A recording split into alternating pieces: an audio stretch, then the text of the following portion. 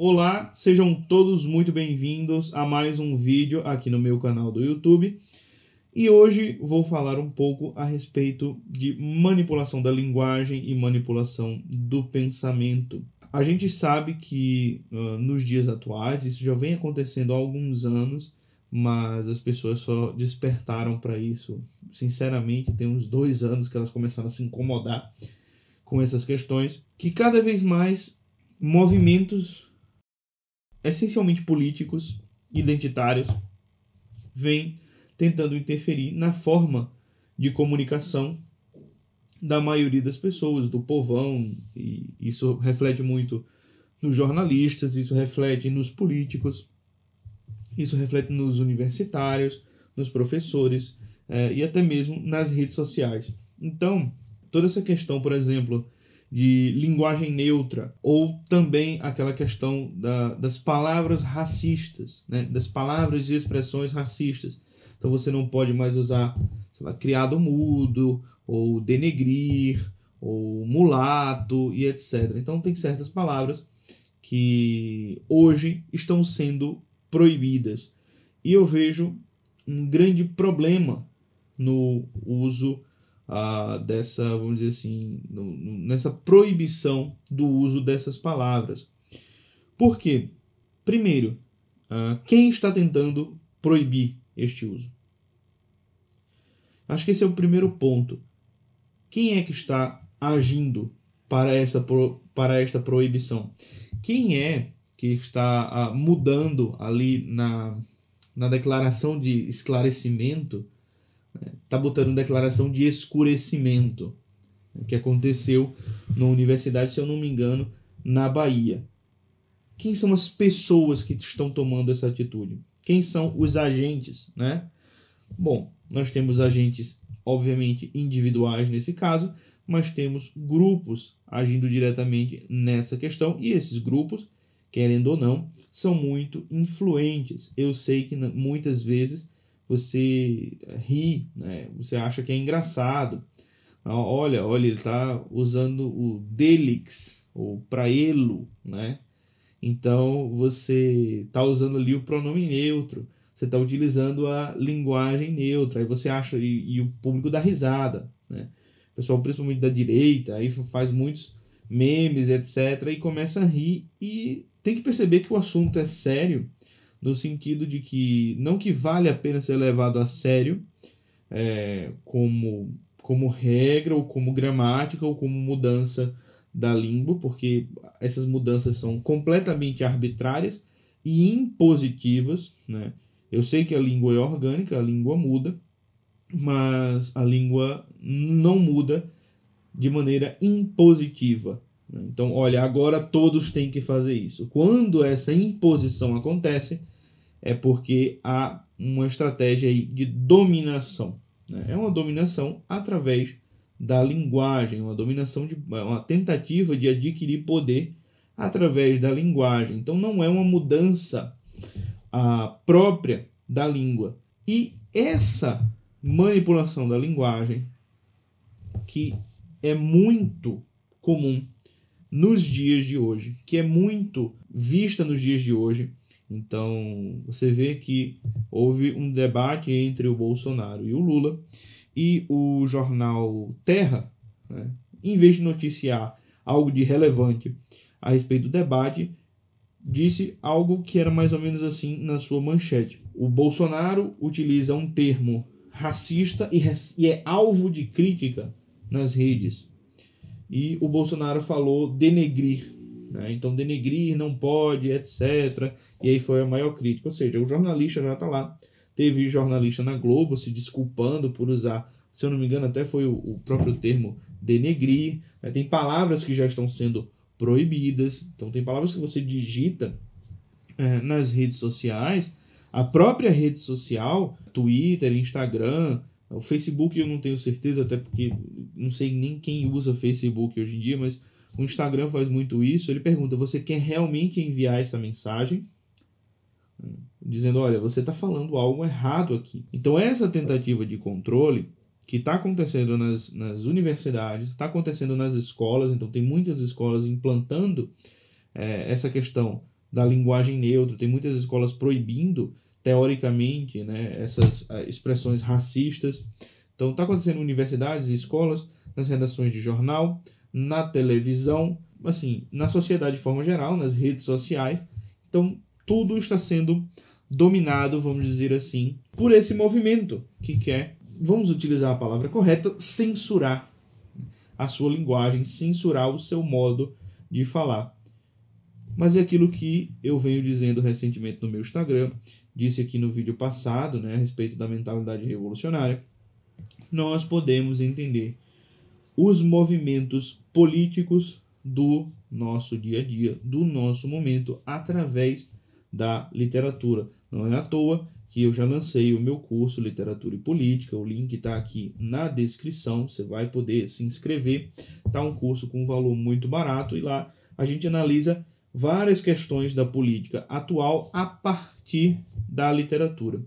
Então, a gente pode entender o momento político atual, os movimentos que estão acontecendo, e não são movimentos, vamos dizer assim, muito externos e distantes a nós. São questões que remetem ao nosso cotidiano pessoal, e nós podemos entendê-los a partir dos grandes clássicos da literatura que, de um modo ou de outro, já refletiram e já mostraram a realidade daquilo que está acontecendo. Os planos de dominação, os planos de poder não são tão diferentes assim como, por exemplo, do século passado, quando o livro 1984 foi escrito por George Orwell. Esse livro aqui se tornou uma profecia, né, a respeito dos planos de dominação, de governo, de dominação mundial no Ocidente e no Oriente também, mas talvez, para além de uma profecia, tenha se tornado até mesmo um manual. Eu imagino que quem toma essas estratégias vai lá ler o Orwell para saber o que é que tem que fazer exatamente para criar um sistema de domínio muito bem feito. E o Orwell, ele, no seu tempo, né, em 1944, já havia previsto que o domínio do pensamento começa pelo domínio da linguagem. Eu vou te desafiar agora a você pensar o seguinte: tenta raciocinar sem linguagem. Tenta pensar alguma coisa sem linguagem. Qualquer coisa. Tenta materializar alguma coisa no seu pensamento e você vai ver que sempre vai existir uma linguagem visual, uma linguagem de cores, né? Uma linguagem de formas, uma linguagem gestual, uma linguagem de palavras, uma intelecção que você vai ter, uma percepção da realidade, uma impressão, uma expressão, sempre. Né? Essas coisas sempre vão exigir a linguagem, de forma que o pensamento e a linguagem não são a mesma coisa, mas eles nascem, vamos dizer assim, ao mesmo tempo e em conjunto. E existe um fator muito interessante. Quando você tem uma linguagem limitada, um vocabulário limitado, você percebe as coisas de maneira limitada. Você não entende muito bem o que está acontecendo ao seu redor. É só você ver uma criança que está aprendendo a falar. Ela não entendeu muito bem o que está ali ao seu redor. Mas quando ela aprende certas palavras, ela entende comandos como, por exemplo, não. Eu falo isso que eu tenho uma filha pequena agora, e ela aprendeu que o não significa algo que ela está fazendo e não deve fazer. Então, por exemplo, quando ela está andando sozinha, ela está indo para um lugar, por exemplo, vai botar o dedo na tomada. Eu falo não, ela olha para mim e volta. Ela começou a aprender. Mas tem certas coisas, se eu começar a conversar com ela, ela não vai entender, porque ela tem um vocabulário muito limitado, um imaginário muito limitado, a cognição ainda muito limitada e é normal da idade. Mas esse é um fenômeno que acontece também, principalmente com os adultos. Quando você tem uma linguagem limitada, você não consegue entender aquilo que está ao seu redor de uma maneira abrangente. Isso é mostrado de uma forma perfeita no romance Vidas Secas, de Graciliano Ramos. Fabiano, ele é oprimido pelo Estado na figura do soldado amarelo, e quando ele é preso, ele tenta se revoltar, ele tenta se colocar contra, ele tenta raciocinar por que que isso aconteceu com ele, como é que ele pode sair dali, ou até mesmo assim, tentar colocar em palavras a sua própria raiva. Mas o Graciliano Ramos faz uma descrição fantástica mostrando que o fio da ideia se enrolou e depois se partiu, porque ele não tinha um vocabulário suficiente, ele tentava imitar o seu Tomás e não conseguia. Ele, quando ele ia falar, ele se embolava todo, ele não tinha capacidade comunicativa, era muito mais parecido com um animal mesmo. Quando o homem perde a sua linguagem própria, a linguagem humana, ele começa cada vez mais a ficar parecido com um animal. Então a linguagem humana é algo fantástico, algo único, é algo que permite realmente que você pense de uma maneira ampla. Então, quando você tem um vocabulário pobre, e um vocabulário pobre não é só você conhecer poucas palavras, é você também conhecer poucos conceitos. Você não entende muitos conceitos que se aplicam na realidade. Então, quando você tem um vocabulário pobre, você entende poucos conceitos acerca da realidade, você não tem grandes imagens, inúmeras imagens a respeito do mundo real, o seu imaginário é limitado e o seu horizonte de consciência, ou seja, aquilo que você consegue enxergar da realidade, é também muito limitado.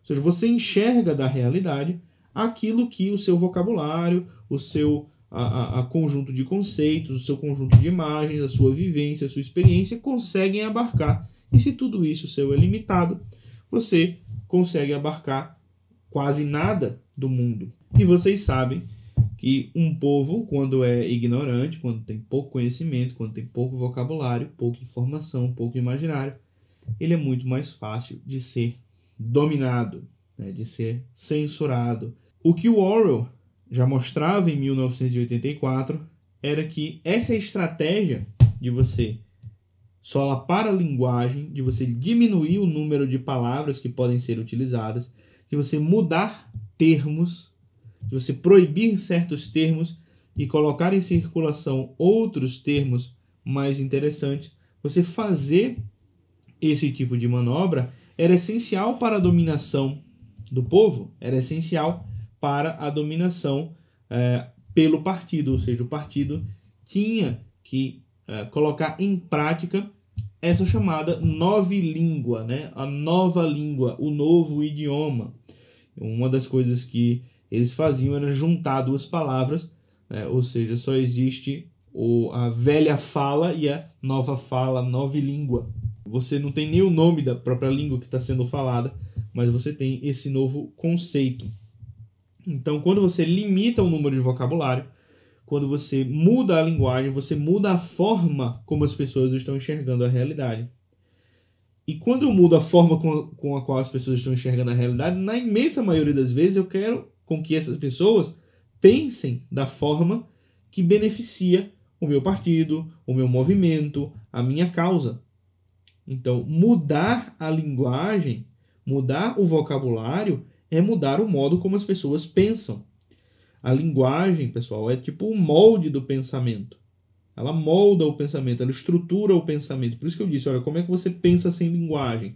Você precisa de linguagem. Quanto mais rica for a sua linguagem, quanto mais referências você tiver, melhor você consegue pensar, melhor você consegue estruturar as suas ideias, melhor você consegue estruturar a sua percepção da realidade, a sua expressão. Quanto menos você tem isso daí, menos você consegue pensar.